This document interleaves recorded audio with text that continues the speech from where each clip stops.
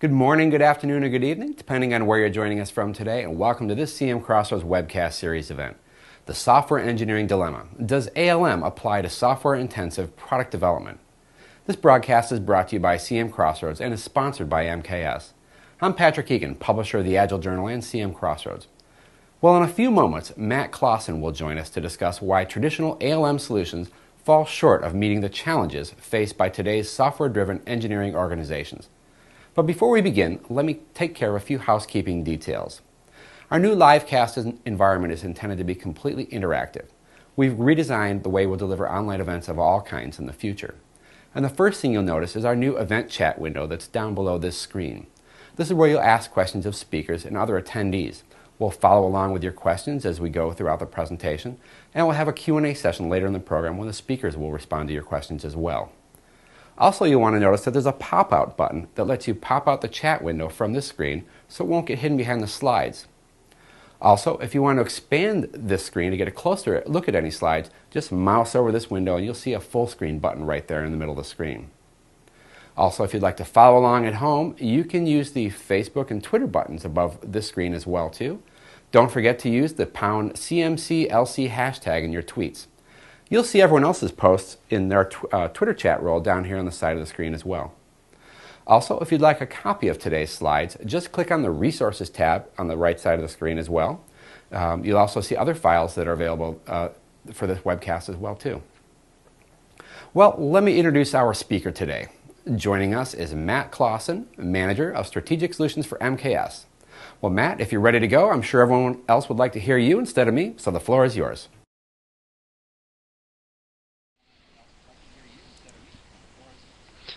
And don't forget, everyone, use that #CMCLC Twitter hashtag when you go ahead and tweet with your friends at home. All right, Matt, the floor is yours. Thanks, Patrick. Appreciate that. Thanks, everybody, for attending today. So today I'm going to talk about a dilemma that many companies are facing, which has to do with software-intensive products and how does ALM and tooling around software development, how does that play a role in helping solve some of the challenges these companies face. So we'll start with looking a little bit at innovation and quality and how they drive success for product companies, how software is playing a role in that innovation, and how software also, on the flip side, and the software-intensive approach is causing some complexity for these companies that they have to deal with and some challenges. And then what does an approach look like that would really, tackle those challenges? Is it ALM or is it some other LM, if you will?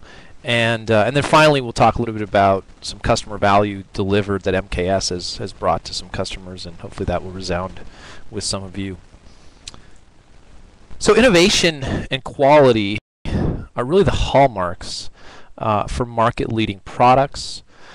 They drive market share, they drive revenue, and the reality is that any company that if just any come to mind that have particularly innovative products, market-leading companies, behind those products are innovative processes in terms of the methodologies they use, in terms of their engineering processes, in terms of how they manage change and requirements. There's innovative tools and technology behind those market-leading products, such that they can improve the quality of those products, they can accelerate their time to market while decreasing both cost and risk. And so that is very challenging. And in and of itself brings a lot of challenges, but the reality is that software is changing the world in which we live in terms of product development, product engineering. And so, here are some statistics. So within the world of automotive, as an example, that one of the next S-class models will have, they estimate, 100 million lines of software code. That's almost a 10. It's about a 10x or more increase in less than a decade in terms of the proliferation of software within an automobile. If we look at other industries like high tech, electronics, many of them are hiring software engineers at a pace or rate of 5 to 1 over hardware engineers. In fact, even in auto parts, we have one of our large customers, they told us they now have a 2-to-1 ratio. It's gone from a 1-to-3 ratio to a 2-to-1 ratio of software engineers to hardware engineers, literally in the last 5 years or so. If you look at other industries like aerospace, right? So the F-35 strike fighter will have approximately 5 times, 500% increase in software lines of code over the F-22. And that's about a decade, right?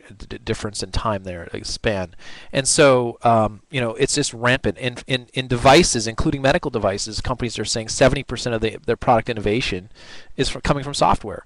That VDC actually estimates that 50% of the cost of the average device, electronic device, is now software, and that's literally happened in the last 2 years approximately. It went from the last 5 years, it's gone from about 30% of the cost to over 50% of the cost of the average of electronic device. So that's huge. So another director that at one of these companies, that one of our customers, said hardware is the platform, software is the product. And that sort of sums up a lot of what companies are facing, and that's very exciting on one hand, but it's also a little daunting on the other hand, because the business pressure for these companies used to reside solidly on the shoulders of hardware engineering, systems and hardware engineering. And now that pressure, really that business pressure to deliver, is really shifting. It's shifting to systems and software engineering. And it's putting the software engineering department and individuals under immense pressure. For instance, the whole notion of accelerating product innovation. They're actually looking, many of these companies are looking to software to accelerate their innovation, right? During this downturn, a lot of companies were retooling, and they said, well, how can we become more efficient? From a cost perspective, from a time perspective, and so they've spent some time retooling, understanding their processes and improving, and they've looked more and more and more to software to accelerate that product innovation. Many of them are saying, well, wait a minute, we could, if we could go into this market, and this market, create product variants, right, different versions of our product, then we could better compete in these different markets. And so they're diversifying their product lines, and the software is allowing them to do that. They see that as a huge vehicle, huge advantage, as it allows them to diversify their products. It's much less expensive to diversify or create software product lines than hardware product lines. Building different hardware is expensive. Changing hardware is expensive. Changing software and building different software product lines is less expensive. It adds complexity, we'll talk about that in a minute, but it's less expensive. And so higher quality. So building higher quality into their products, the ability to change products, to be able to update them, right? Really from a maintenance and serviceability standpoint, software makes that easy. Supply chain collaboration. So instead of exchanging, models and design elements for CAD CAM and so forth for their supply chain, now they're exchanging software requirements, systems and software requirements, and maybe models as well, and becoming much more collaborative with the supply chain. The whole notion of an integrator, a product integrator, somebody who doesn't really build any of the components or very few of the components, but integrates pieces and parts into a unique product offering, is very, very prevalent. And so the supply chain collaboration is huge. Ensuring regulatory compliance, right? Many industries, FDA compliance in medical devices. There's ISO compliance in medical devices. There's ISO 26262, which is about to launch in automotive. There's DO 178B, soon to be DO 178C in aerospace, right? There's TL 9000 in telecommunications based on ISO 9000 standards. And so there's a lot of different regulatory compliance, and that pressure, again, instead of software just a part, software becoming the product, that regulatory compliance is shifting to rest on the shoulders of, again, the engineering group. Improve release predictability. So gain some visibility into when a product is going to release, or progress towards a product development at any given time. I mean, if you think about software, you think about this analogy isn't perfect, but it's a good analogy to get the picture. If you think of an assembly line, of an automobile as an example. Everybody's probably seen one. It started with Henry Ford. Started the assembly line concept. It's pretty easy to see the progress of an automobile in an assembly line. Does it have wheels on it or not? I mean, it's not ready to go if it doesn't have wheels. Where is it? Is it painted or not? So forth. But understanding the progress of something that's intangible software is much harder for companies to get a handle on. Where are we? Is it complete? What is our quality? And so forth. It's very difficult for many companies, and that's very important to improve release predictability. And then finally, reducing costs is a huge factor. One of the companies that we deal with recently said they've put forth a plan which would actually, when they've fully implemented, 90% of all changes, new features really, but all changes will come from software, 9 in electronics and 1 in hardware. And this is a traditional hardware component manufacturer, and so that's huge. They're doing it more than anything else, probably to reduce their overall cost and burden of their products. And so that's now again coming back to software, those pressures. And what it's doing is it's creating overwhelming complexity for these companies. In fact, if you think about a company's ability or their engineering capacity over time, there's no question engineering capacity has gone up over time. Complexity has as well, but it's risen, if you will. Your capacity, it needs to rise to meet the occasion in terms of complexity and being able to innovate. And today, many companies, state of the art is some combination of what they would call ALM, or application lifecycle management, and PLM, or product lifecycle management, and some combination of those two, which are really a set of tools or disparate tools and technologies that people are employing, and that basically sets the standard for their engineering capacity. The problem is that the engineering complexity, not solely due to software, hardware engineering complexity is going up as well, but when you add the two together, just the proliferation of software alone, the growth of software is causing this overwhelming complexity. And unheralded complexity, actually. And as a result, about that same time that companies, their innovation is going up, their innovation starts tailing off, their ability to innovate. I mean, think about a company, one of our customers has 400 customers giving them requirements, and they build hundreds of product variants to meet the demands of over 400 customers. Specific, it's a B2B, not consumer customers, but business customers. And so as they create products and sell into the global market, one of their major competitors literally has 2 main customers and 2 main markets, and they have 2 major variants of their product line versus hundreds. So which of the 2 can innovate more quickly? And so if you can't deal with these complexities, then innovation undoubtedly will suffer, and quality as well. And so companies have to figure out how to deal with this. And so some of the signs of companies that are in what I call this innovation gap, this inability to innovate fast enough at high enough quality to meet market demands, to lead the market. Some of the signs of companies that are in it, and by the way, most of the companies we talk to, they either feel like they're in this innovation gap or they will be, that it's coming. And so they need to do something. And they're overwhelmed. These companies are overwhelmed by software-driven change. So many companies are suggesting that the velocity and volume of software-driven change has increased the overall change for many of these companies by 10 times. And so, using tooling that is, outdated, that doesn't have full lifecycle traceability and so forth, causes a lot of issues. But what happens as a result is they get bogged down. Engineers that should spend their time innovating are spending their time bogged down in manual housekeeping.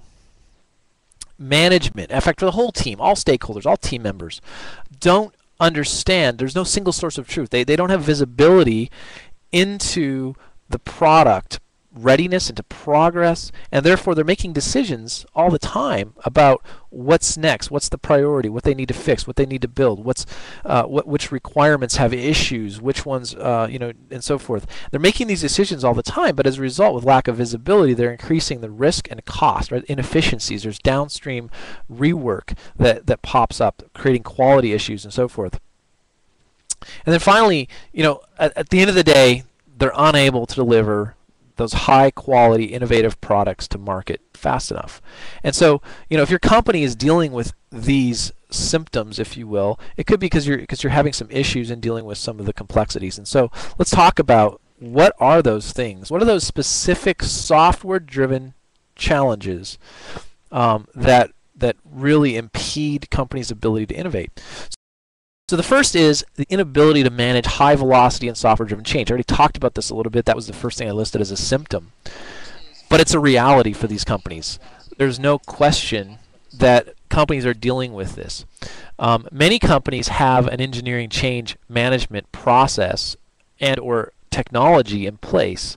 The problem is those technologies have historically focused on hardware. They've focused on a slower rate of change. They've focused on a simple ability to navigate the BOM or the bill of materials or their designs, and for that matter, even the CAD/CAM applications or modeling applications have typically been islands in which they've always struggled with integrated change management. So a change occurs to a system requirement, and what happens? A change, obviously it could change the design from a systems perspective. It could change the software requirements, the hardware or electrical, mechanical. It could change design elements of any of those, and undoubtedly it would then also change the validation and verification and validation necessary. If you're in a high compliance environment, that could literally mean that you have to show traceability of that change across hundreds or thousands of artifacts within your organization, within that product. But think about the supply chain. What's the impact if Qualcomm has to make a change to a part that they supply to RIM, which supply to hundreds of their customers, right? That simple change just rapidly turns into, it starts as a ripple and it turns into literally a tsunami, if you will, if not dealt with appropriately. And so this software driven change, the velocity and the volume, is crippling many companies' ability to manage those products and the product development. Second thing is the inability to handle the proliferation of product variants. So as companies figure out that they want to be able to move into different markets and be able to create different types of products to meet the needs of different markets and cater to various customers or stakeholders in those markets, they're making changes. The problem is, of course they want to reuse as much as they can, but what happens when they find a defect? If they're not managing the product variants, when they find a single defect, how many times are they going to find the same defect? How many products does it affect? Does it affect one or does it affect 100?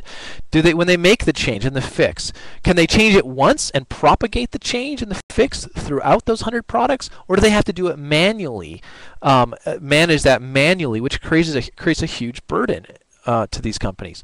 And so, that's just one aspect in terms of managing defects. But you can understand that if I'm a company and I have several products and product lines, and for instance, I build products that, for instance, have to satisfy IPv6 standards, then I'm going to want, why not have a standard set of features or requirements as I build my product that I can select from that implement a standard set of IPv6 requirements? And if I make a change to any of those, the system notes that I've changed one, the other ones are as they were, I've changed one, and it allows me to either propagate that change back to the master as another variant offering for other product managers building similar products in the future, and so forth. And so the management of variants and product lines is very, very important. Third is that of uncontrolled cost of compliance. It's not so much that companies don't comply, because if you're doing business in a high compliance environment, you have complied, if you will, unless you're a new company, and then you obviously need to build compliance or prove compliance. But the point is really what companies, I just talked to a CEO of a company that just started in the medical device industry not too long ago, and he was telling me that specifically They looked at doing business the way he had done at prior companies, and they immediately discarded the notion of doing it, of managing, doing hazard analysis, risk management, requirements, and test protocols or test validation, V&V activities, and managing those artifacts. They just completely discarded the notion of doing that manually or with a set of disparate tools. They were looking for a solution that would allow them to accelerate their time to market while proving compliance in a highly regulated environment. And so they wanted to manage that cost as well as the time to market. The fourth thing here is the lack of collaboration between engineering disciplines. So as software becomes prevalent, it's no longer acceptable, if software is the product, it's no longer acceptable for the systems, electrical and mechanical engineers to bring software engineers into the design of a product late in the development cycle, after design reviews have gone on. They need to be they need to be collaborating, if you will, from the very, very beginning. But this creates some issues because they use different systems. Sometimes they use different methodologies. Software engineers, even within engineering and product organizations, are moving more to agile methods, which is very, very different than traditional engineering methods for hardware. And so they're looking to other ways at which they can collaborate earlier in the cycle. It might mean using more model-driven engineering. It might mean creating simulations. It might mean doing validation in simulated environments more, and allowing your software and hardware to interact in a simulated environment early on in the development cycle versus creating hard, costly prototypes and doing validation or design validation that way. And so there's a lot of different techniques, but it's creating complexity. It's just a necessity that they collaborate earlier on. The fifth one here is ineffective technology supply chain coordination. So no longer, and this has been true for a long time, but no company is an island. All of these companies that build, if you build something, more than likely, even if you're a software company or an IT company, if you're building software, you probably outsource some notion of that business at some point, whether it's the maintenance of the software, whether it's if you're obviously building, if you're an auto manufacturer, there's OEMs and first-tier suppliers, and the first-tier suppliers get supplies from the third, second-tier suppliers, and so forth. There's a supply chain that used to be very, very hardware-centric. There was a physical part you could exchange. That's changing, right, into a technology. It's not a traditional supply chain. It's a technology supply chain, and it needs better coordination. And then finally, a lot of companies are dealing with the issue of near zero visibility into product release readiness. They just don't, if at any given time they look across their portfolio and you're a director or you're an executive, and you just don't really understand where are we in this process. And like I said earlier, it's more and more difficult to come up with that visibility for these companies because you're dealing with something that's intangible in terms of software. And so that is a huge challenge. And these challenges tend to be the complex challenges or software driven in many instances that impede innovation our customers are telling us.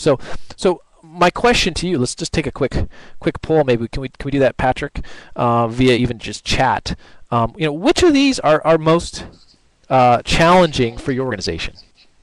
Yeah, go ahead, everyone, if you want to submit your response to which one of these challenges is the one that's impeding innovation for you. Just use the chat window down at the bottom there.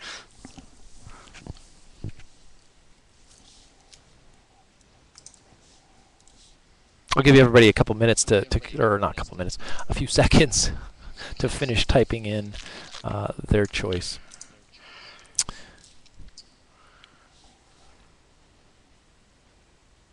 Okay, so a new approach is needed, right? Traditional approaches aren't working. And so I'm going to outline some of the things that I see as absolutely critical to solving these challenges, right?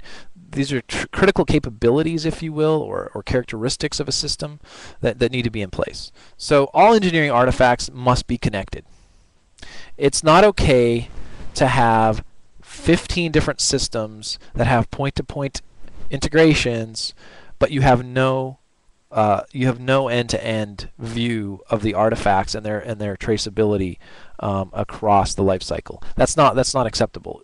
All of the engineering artifacts need to be connected. That doesn't mean you have to have one system by no means. But what we are seeing as a trend is many organizations are looking to one core lifecycle management product to be their de facto standard engineering platform. That becomes a hub. That system integrates with the other systems as necessary to manage really traceability, if you will, between those artifacts, to give them. It also tends to be the second part, which is core engineering process must be orchestrated. It's, again, you need common workflow across the life cycle. Having workflow in this tool and workflow in this tool and workflow in this tool, or in many tools, are missing. I mean, some of the most prevalent requirements management tools that exist on the market don't really provide workflow at all. They don't provide. They have, you can pick a drop down and pick your state of a particular requirement where it is, but that's not workflow.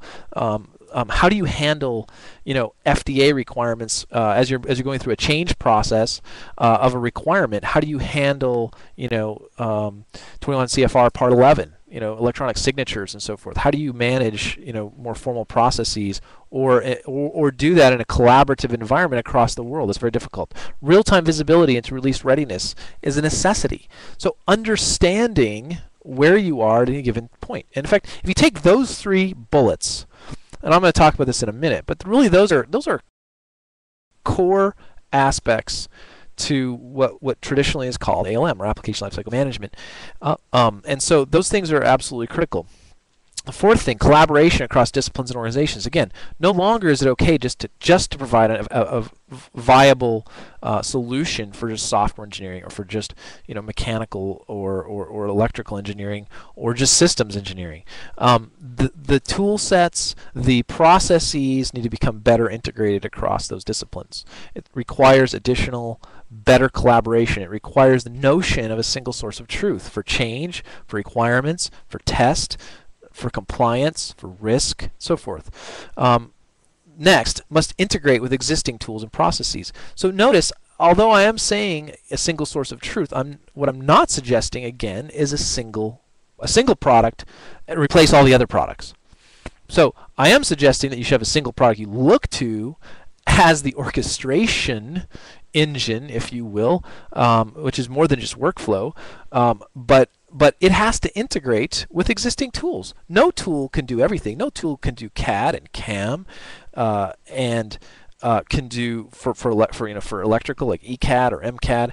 No tool can do all of those things, along with have world-class capabilities in requirements management, along with test management, along with test automation, along with modeling of different sorts, SysML, UML, Simulink, MATLAB Simulink capabilities, building algorithms in those environments. No tool can do all of those things, and nobody would expect that it could. But if you're going to have a tool to manage the life cycle, it better integrate with those other tools to be able to manage change in a ubiquitous manner, and concise manner. It must scale, right? So the companies that most deal with these challenges, it's not always true, but are typically very large enterprises. These are companies that have many development sites. They have many, offices worldwide. They must collaborate across a broad, geography. They have large teams with huge amounts of data. And so it has to scale to meet enterprise needs, and it has to scale really ahead of enterprise needs. And then finally, a solution needs to have, has to be able to be implemented, adopted incrementally, right? With a rapid succession of value implementations, right? So rapid value in successive pieces, and so it looks different with every company. One of our customers, they had an issue with, one of their biggest issues was around the number of product variants they had to deal with, and it was defects. That was the biggest problem. They saw down the road there was a lot of other problems they needed to deal with, and so when they looked for a defect management or defect tracking tool to implement worldwide, they were looking beyond the defect tracking capability. They said they were looking for three things. They were looking for a platform, number one. Not just a product, but a platform, number one. Number two, it needed to be flexible, and number three, it had to have capabilities, minimum capabilities in various areas, including requirements management, including test management. So they went from defect management to requirements management to test management. And meanwhile, they integrated to other tools, and they still do. They have other tools in their solution for managing, features and ideas for product management. They have other tools for managing the automation of tests. They have other tools for managing modeling. They have other tools for many, many different aspects. And so, that's a huge requirement that it can be adopted over time. All right. So I say these things are requirements, but if you take a look at the typical environment, right, the traditional development environment is disjoint and loosely coupled, meaning across multiple projects, and you could substitute the word project at the top, project A, project B, project C, project D. You could substitute that for engineering disciplines, systems, software, electrical, mechanical, as an example. And then across these other roles, management of requirements and project management, design, so forth. It's very, very common. They're using different tools within different projects, within different disciplines. And this creates a lot of the challenges. I mean, this is okay if you have relatively slow change, if you have relatively controlled release number of products and releases, and your complexity is low. But as it grows, right, this type of an environment does not represent the characteristics that I just talked about. Hence, it doesn't solve those challenges fundamentally. And so the question is, does ALM solve these challenges? Well, here's a definition of ALM that I like. Which is application lifecycle management is about improving the way in which we build and manage applications such that better software is delivered more predictably to drive increasing levels of business value. So what does better mean? Well, maybe it means it better meets the needs of our customers. Maybe it means it's higher quality. Maybe it's more reliable, right? There's different dimensions of better there, and you can substitute which ones are most important. Or maybe they're all important for your organization, right? To be delivered more predictably. Well, I could have put at lower cost, I could have put faster, I could have put a lot of things. Most companies would just love to be predictable in their software delivery. And so I chose that word on purpose, because you gotta walk, you gotta crawl before you walk, and walk before you run. And so before we get to some optimized state of ultra fast, high quality, low cost delivery of software, let's just get to predictable. To drive increasing levels of business value, and this is huge. If you're within an organization on the face of this earth, almost, then software probably plays a role. It's on the critical path somewhere to something you do, and as a result, it needs to provide business. It needs to be connected to that business value. What is the business value? Because if you don't make that connection to software and driving business value for the organization, then it's going to be looked at as a cost center, and as soon as it's looked at as a cost center, then it's really just about reducing costs. That's the price. That's the highest priority. It's not about quality as much. It's not about innovation as much. It's not about driving new levels of business value, better revenue, more profitability, right? It's not about those things. It becomes a cost center, and many companies are still stuck on that, but they're moving on. And in fact, I was talking to an analyst the other day, and he said a fundamental shift in many IT organizations is the notion that software isn't a project; it's a product. Right, this shift from project mentality to product mentality is huge, because it's making the connection that I'm delivering discrete value to the company in the form of software, and they've connected. There's a discrete timeline. There's a specific timeline. There's a specific quality objectives and standards. There's specific functionality that is going to be connected in some way, shape, or form to delivering business value. And the more you think of software as a product, the more business value you can actually deliver, right? And obviously, you're still got to be looking at business efficiency in terms of productivity and costs and quality and so forth. That's all part of viewing software as a product. And so, if we were to take a look at Forrester and Gartner as an example, we'll start with Forrester. What do they talk about? Well, in ALM 2.0, Forrester put out a paper about ALM 2.0. They called it.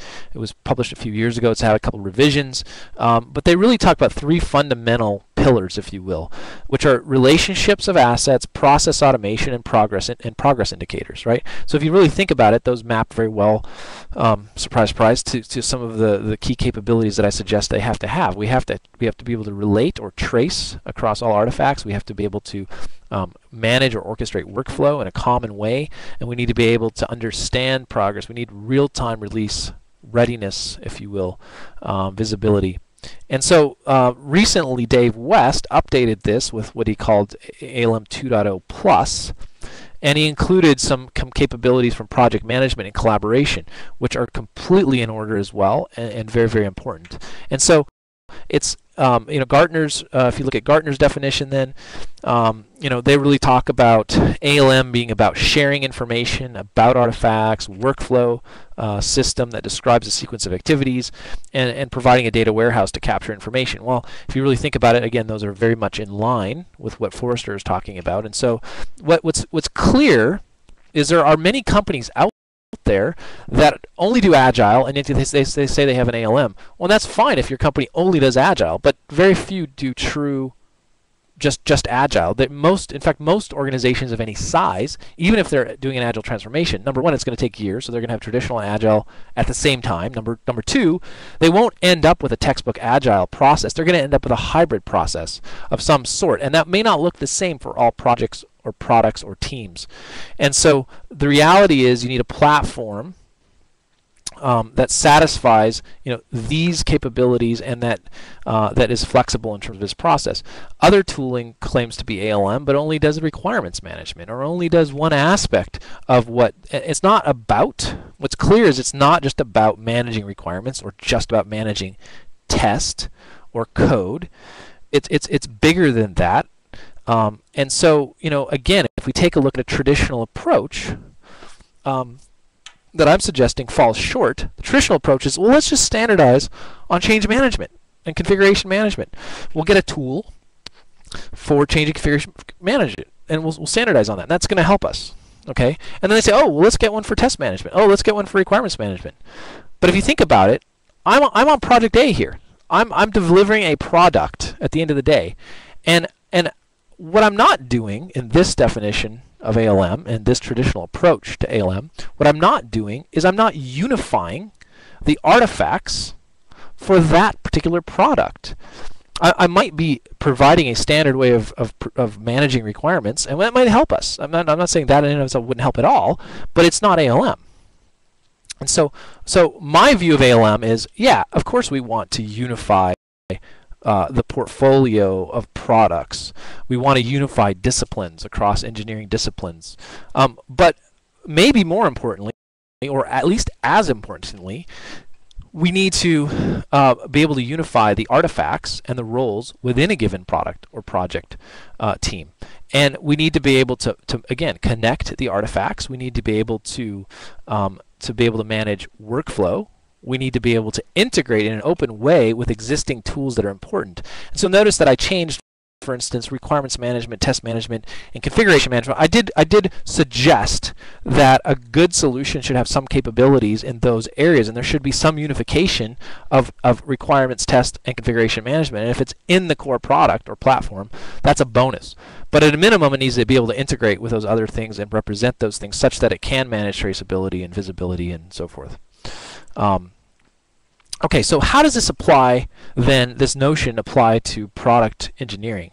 And so I've changed the definition here on purpose, that it's about a systems and software lifecycle management problem. If you go the very back, the beginning of this conversation, or this beginning of this presentation, it's really about the notion that we need to drive innovation and quality, that's being done increasingly by software. Again, the whole thing is a product, and so it's a system, if you will, as a whole.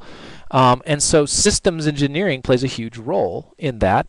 But as systems become more software-centric or software-intensive, then systems and software lifecycle management is critical to success of these companies. What we found is most of them have a PLM or PDM-like solution in place. They can do CAD, ECAD, CAD and MCAD, and they can, if necessary, computer-aided manufacturing as well. They have a handle on many of those things, because although there's more complexity coming and there's some challenges they have there's no question, I'm not going to minimize that, it tends to be more, it's been a little more stable in terms of the approach. But as these companies are moving to a more software-centric systems and software lifecycle management becomes a huge challenge. And what I would suggest, it's really a superset of ALM, because at the heart, a lot of these challenges is software. The solution probably needs to come from that, not from the hardware camp, if you will, but from the software camp. And so I would suggest SSLM is a superset of ALM that improves the way in which we build and manage software-intensive products, such that better products are delivered to market more quickly to drive increasing levels of market share, revenue, and profitability. Right? And so that really tackles a lot of those challenges, hits those business goals, and so forth. And so this is the approach we've taken. Effectively, this is what our customers are telling us MKS Integrity represents to them. It represents, first of all, team orchestration. The ability, Integrity has the ability to have it has a single artifact and relationship model. So that doesn't mean Integrity has to manage all of the artifacts. We can integrate and represent. For instance, we have an integration with MATLAB. We represent modeling elements as effectively, if we have proxies to those within our data model, within our relationship and data model, so that we can represent traceability to those. We can create reports for compliance, let's say. In fact, for that matter, if a MATLAB, or if you're using Simulink and you generate code, or you generate a simulation, or you generate test, we actually don't just trace to the model, we trace through the model to the generated or derived artifacts, such that, again, you have a complete artifact and relationship model intact in one place, a single source of truth, if you will. Second thing is, we then provide for those artifacts, whatever those artifacts are that you choose to manage within Integrity, whether those are requirements or test or model elements, we provide a set of core engineering lifecycle services. What I mean by that is, we allow you to branch requirements for better reuse from features all the way through. We allow you then, in that branching, to then propagate the trace relationships amongst those different documents and or requirements to, let's say, the test artifacts downstream, such that you can actually branch not just a feature, but all of the other elements that are related to it in that traceability from end to end. We can manage the change management. We provide change management, history tracking. We provide audit capabilities, reporting, metrics gathering, and roll-up across those relationships. Those are all common services that we provide within the guise of orchestrating teams and products across engineering disciplines.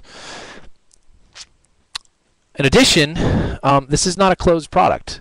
It was built with the notion that it must integrate, that we must provide what we call ecosystem integration, not just to other practitioner tools like modeling, or one of our largest customers, they use a different tool for most of their company for version control. That's completely fine. In fact, with the onslaught of open source, SCM, not necessarily the change management part, but the configuration management part, has become, for code, has become somewhat of a commodity, and so that's fine. Although we have that capability in Integrity, we're just fine integrating. That works fine. PLM systems. By no means are we suggesting we usurp or remove the necessity of a PLM system if you build a product. The notion of a PLM managing a BOM, release to manufacturing, managing all of the hardware aspects of architecture, design, and automated test are critical within PLM, or some set of capabilities within the realm of PLM, and we must integrate to those. And in fact, we do. We provide a set of we have a set today of web services, and we're improving those through specific customer interactions to meet customer needs across different industries for PLM system integration. And then finally, it goes beyond your organization. It's a supply chain. It's a customers and suppliers, the relationships across. We have to be able to provide an interchange. And so we're working with, as an example, we support RIF, which stands for Requirements Interchange Format, which soon will be called RECIF. We support. We're working on a standard that goes much broader than just requirements. It goes to exchange of models, management of defects, management of change across the supply chain. We're working with a major auto manufacturer and the German Automobile Association in combination to define a standard that will be an OMG standard at some point in the future. And so that ecosystem integration is critical. And then finally, you need to be able to provide at the end, those two things put together should provide enterprise value. It needs to be able to provide that visibility, reporting. It needs to be able to support multiple methodologies, multiple technology platforms, not just Eclipse or not just Visual Studio as an example, not just .NET or just Java, right? But both. It must support agile methods, traditional methods, RUP for that matter, and then be able to provide hybrid versions of those. And then finally, in order to provide enterprise value, you have to have deep domain knowledge. And so we're very, very dedicated to 4 key industries: automotive, medical devices, aerospace, and high-tech electronics. And we're hiring people that come from those markets, that understand those markets, and that have that domain and industry experience within our customer solutions and services groups. And so when you have those things, then as you look back to those challenges that many companies are dealing with, you have a shot at actually dealing with them. And I'll just go through a couple examples. So for instance, high velocity of change. Well, it's very difficult to manage change across the life cycle when you have no notion of traceability across the life cycle, understanding the relationships. How do you understand the impact of a change if you don't understand what is going to be impacted? You have to manually try to guess or figure out or have a meeting to discuss what could be affected, when you could simply look and say, if this artifact changes, here's the domino effect, right? Here's the ripple that could turn into a tsunami that we need to deal with now and understand now in terms of impact. And then implementing the change. How do you know all the things, all the roles, all the disciplines, all the people, all the artifacts that need to take into account this change? It requires traceability. So that's the first thing, right? Team orchestration is necessary to handle the high velocity of change.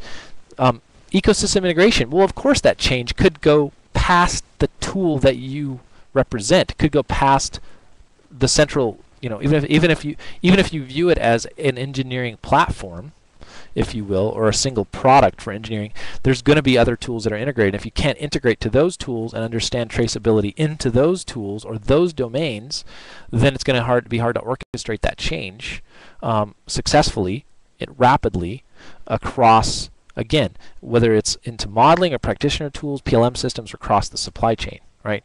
That's critical. And then finally, visibility.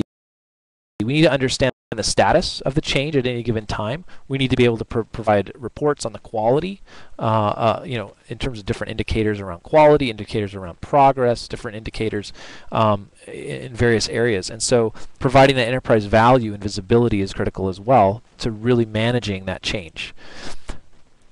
Number of product variants. So again, I talked about those engineering lifecycle services for those artifacts, being able to manage or improve reuse across a whole set of artifacts, not simply code or your code and components, but manage reuse from features across the lifecycle to all of the specifications, requirements and specifications that are related to all of the test artifacts that validate the system, to the test results even for that matter. If you're in a compliance, if you're going to take it as it is and you want to take this component and move it over here, if you can prove that you have not changed anything, that these things remain intact through this traceability chain, I can prove it, and indeed I already have test results on this component, then you're going to be farther ahead. You're going to be able to meet compliance requirements very, very much sooner, if you will. The cost of compliance. So that talks a little bit about the cost of compliance. So being able to manage those relationships from managing risks to the to how they're mitigated through a set of named relationships and a data model that handles hazards, risks, the mitigation of those in a set of risk mitigation compliance. Depends on which organization you're part of, or doing FMEA maybe, about fault modes, understanding how to calculate, automatically calculating risk priority number and so forth. Being able to do that within an automated system that links these things together is very important. And then visibility and reporting, the ability to create reports for specific compliance standards. FDA, for instance, if you're going to do a 510K submission to the FDA, you have to have your traceability in order. You have to show traceability, how you've mitigated risks. You have to show traceability of how you've tested and met, validated different aspects of your system in terms of met the requirements. And so that's critical. Lack of collaboration across, both. It's across teams. If you don't have a single source of truth, you have no common workflow. It's difficult to collaborate. It has to be done manually through the processes, integrations, and so forth. And so you get the picture. I'm not going to go on and on here, but the point is, what the goal here is to deliver accelerated innovation. Like we did for one of our customers, in which we reduced their development cycle time by 33%. They told us they were able to produce, they basically were able to change from a 3-year development cycle to about 2-year development cycle for many of their products, right? They're very complex products. Or higher levels of quality. So one of our customers tracked a metric on first-time right performance, and it went from approximately a little less than 80% first-time right to 97% first-time right performance. That is a huge increase in efficiency for that company and for their product development. It allowed them to accelerate their innovation again while improving quality. And then finally, we need to be able to reduce cost and risk. And so if we can produce a compliance report in 60 seconds, like we did for one of our customers, versus it took several weeks. In fact, they told us one submission to the FDA took 6 weeks to create manually the traceability, and it had a lot of exceptions, which caused potentially other issues. And so they were able to reduce that to about a minute to produce that same report. And so we have similar success across aerospace. Here's some of our customers in aerospace, across automotive, across high-tech electronics and medical devices.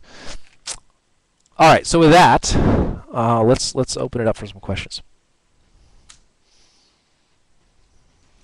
Sounds good, Matt. Let's see. Question that just came in a little while ago. So how does agile development fit with ALM? Good question. So I talked a little bit.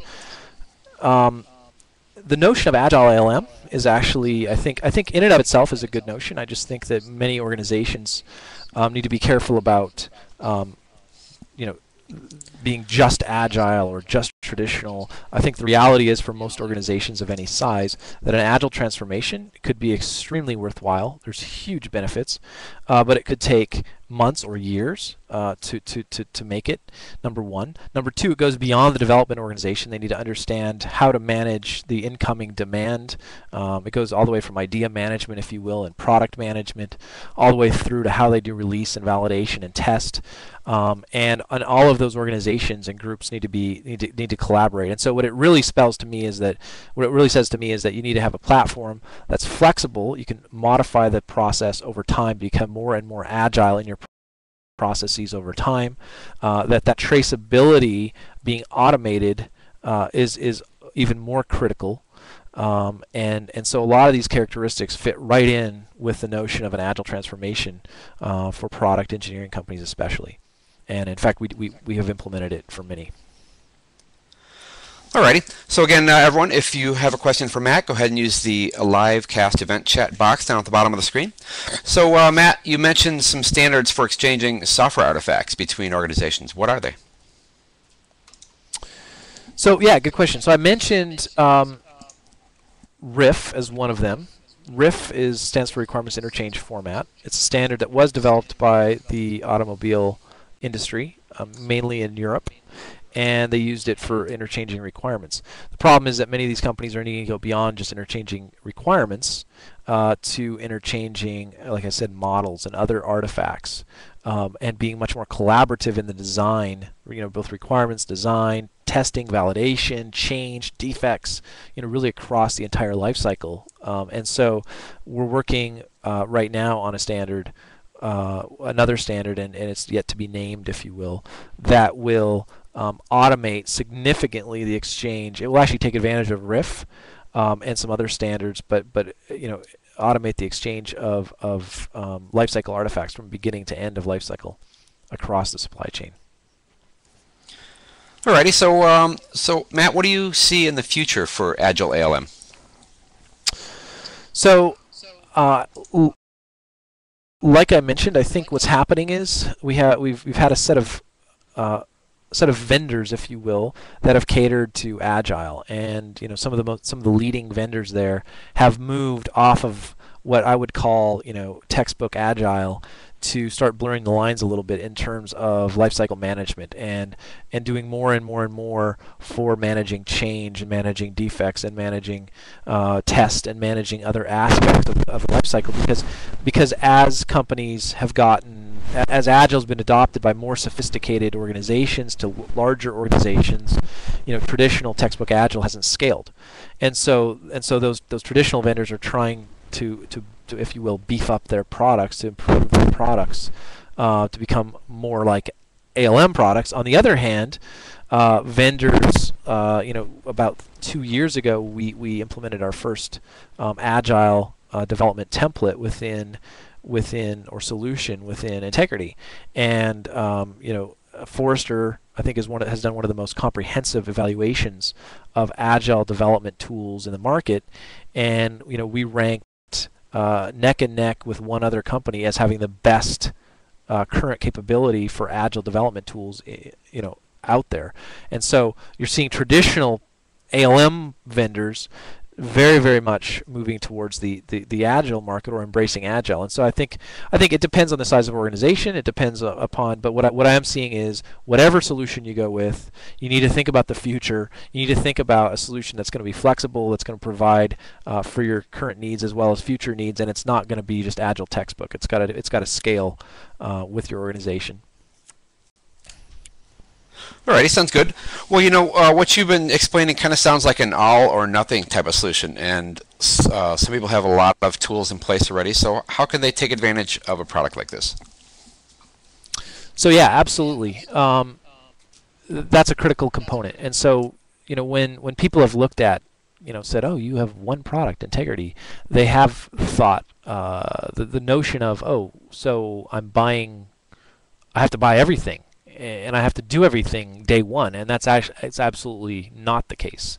Although we have one product and it has best-in-class requirements management capabilities according to Forrester, it has best-in-class SCCM capabilities according to Gartner, it has best-in-class capabilities for Agile. All of our major customers across the world implement it incrementally. They start somewhere, and we help them. In fact, we just recently completed an assessment for a major manufacturer in the U.S. and we said, look, we're not going to guess at what you need. Let's take a look at your capability compared with industry best practices, compared with, in their case, an ISO standard that it was very important to their organization, according to CMMI, and we did an assessment of the organization, and we made a recommendation, and we recommended a 6-phase approach to implementing changes in their organization, improvements in their organization to meet their business goals. And so part of that will be integrating with existing tools. And so we have a very rich set of integration capabilities, and we're continuing to work on. That's one of the most important aspects of our product development, is improving the way in which we integrate with other tools. Alrighty, well, looks like we've just about run out of time. I'd like to thank you again, Matt, for joining us today. Absolutely, thank you. Thanks everybody for joining. Sure. Thanks everyone else who participated. And if you want to come back and watch this presentation again, you can come back to the same link that you used to get here. Also, you can visit the live stream page at any time and see other presentations going on live throughout the month. And don't forget to come back next month and see the next MKS webcast on agile requirements management when user stories aren't agile enough. So thanks everyone. I look forward to seeing you in our next live broadcast. Bye bye.